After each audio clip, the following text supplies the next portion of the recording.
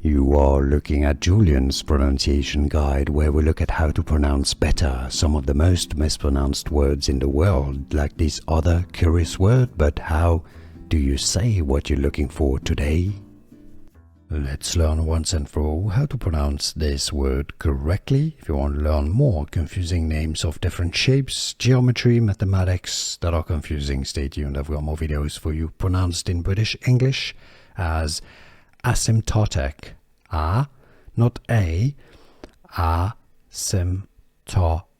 Stress on this ta syllable, the third syllable. The American English pronunciation is similar with a flap T that sounds like a D.